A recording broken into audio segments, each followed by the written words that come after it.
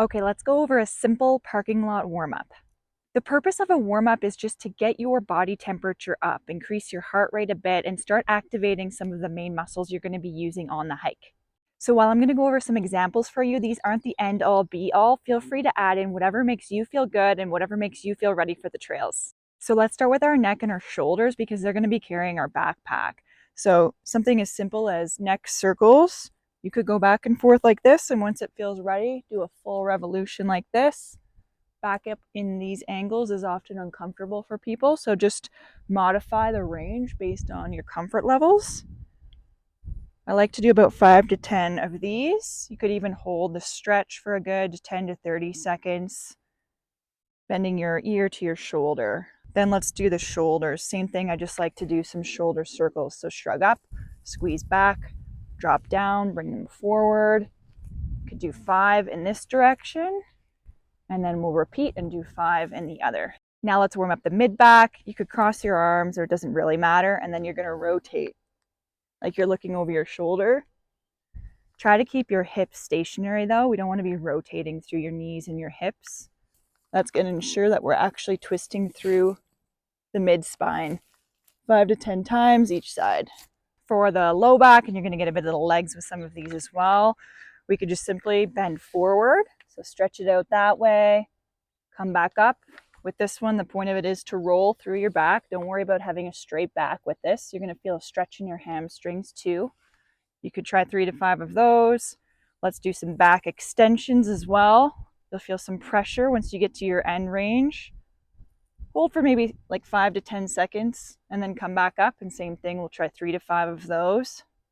And then we could do some side flexion too. So we're going to bend at the side. If you want to increase the intensity, you could reach that arm overhead like this and then come back up.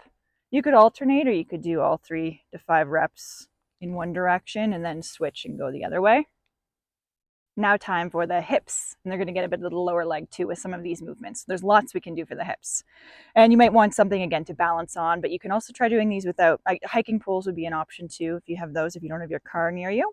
So let's try some hip circles. So raising the leg up and then back and out, raising it up and then back and out, like you're tracing a circle. You could reverse that movement too, bring it back up and in, back up and in, and 3 to 5 times on each leg for this one. The next one I really like are leg swings, forwards and sideways versions. So you're going to hold on to something for a bit of balance. Could be your car, hiking pole again. And then you're going to just start swinging your leg back and forth like this. So we're not hinging forward like this. So we just want it to be the hip moving as much as possible. When I go back, I feel a stretch in the front of my hip. And then when I go forward, I feel it in my hamstring. So we're going to do 5 to 10 of these on each leg. And then the other direction is going to be side to side. So you'll lean forward like this, and then you're going to swing that leg in and then out. When I go out, I feel a stretch in through kind of the adductor groin area here. And then if you're tight, you might feel a stretch in through the outside of the leg when you swing through like this. And same thing, we're going to do 5 to 10 reps on each side. Next up is a hip flexor quad stretch. So there's a couple different ways to do this. We want to just target the hip flexor. We could go into this position. Hips are square. My front leg is bent and my back leg is pretty well straight. And then you're just going to lunge forward and tuck your tailbone under until you feel a stretch in through the front here. So you can kind of go into it and then come out of it, again, to make it a little bit more dynamic. It's totally fine just to hold it for 10 to 30 seconds too. Then you're going to switch legs. So if I'm going to stretch this hip flexor, I've got the opposite leg forward and bent, back leg straight, hips are square, we're not like this. And then you're going to lunge forward, go in and out of it, or just hold it. Another stretch for this muscle group is just a quad stretch. Again, we're just not going to hold it for as long. Basically, you'll feel it in through your thigh, potentially into your knee, and then hip flexor too. Grab that foot, pull it up to your butt, and then make sure your knee is pointing down to the ground. Some people have the knee pointing forward and they're flexed like this and they don't feel much of a stretch. If you point it down to the ground, and then think about tucking your tailbone under you, so avoid arching through your low back. then you should feel a pretty good pull in through the front of your thigh. So hold for 10 to 30 seconds. You could go in and out of it too, like take a break, go into it, take a break, go into it. Then you'll switch and you'll do the opposite side. Let's hit the glutes a little bit more. Again, grab something for some balance. We're going to lift one leg up and then place it on our opposite knee. If you can get it there. And then you might feel a stretch already just in this position. If you don't, bend through this stance leg, and then it's going to pull this leg into more what we call external rotation. And then you could press down on this knee too, and you should feel a pretty good stretch in through your butt area.